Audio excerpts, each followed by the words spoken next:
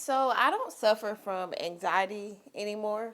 I suffered from anxiety for a long period of time in my life, which is why I had trichotillomania when I was a child, and I had it until my early 30s.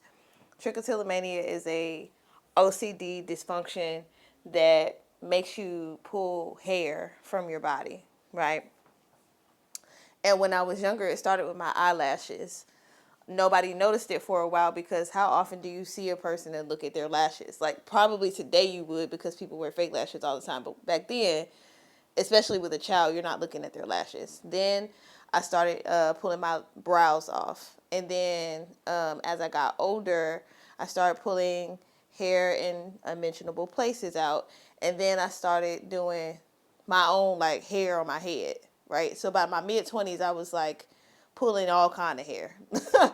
And so I had to develop different things to keep me from doing it. But I was doing it as a result to CTPSD, right, from all the trauma that I was sustaining. Once I realized what anxiety was, I haven't really suffered from it anymore. But these people do things to try to spark that anxiety. Like when I was living with Chris, he would intentionally not, well, I don't think it was intentional, I think he's just irresponsible, but he wasn't paying bills and stuff, so sometimes like the lights and stuff would get cut off at random, and I would just have these panic attacks because it took me back to a time when I was living in my home for like 3 months with no lights, and that was very traumatic for me because it was wintertime and I had no phone, no lights, no nothing, right?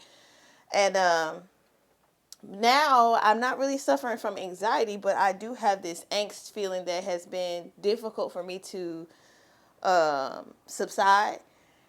And it's not anything unmanageable, but it's just constant plaguing feeling that I'm supposed to be doing something, right? And one half of that is because of the way I was raised. I was never allowed to have a moment of peace. I was never allowed a moment alone to myself. I always needed to be at the ready for anything that anyone in my home needed, whether it was my siblings or my parents, right? And then, of course, I'm a mother, so I need to always be on the beck and call for my child. And then eventually my grandma hit in the mix with like, you got to come over here to help me do this and help me do that. And it just, I was always lending myself to another person. You know what I'm saying? So when I finally took my power back, I learned how to manage all of that. But now I think what's happening is because in the spirit, I know I'm supposed to be somewhere. Like with these court cases and stuff that these people got going on, and they have not allowed me to be there by stealing the mail and tampering with shit and making it so that I don't know anything about it. I am supposed to be somewhere, but I'm not. So therefore, I feel like I'm supposed to be doing something because I am supposed to be doing something. And it's difficult for me to woosah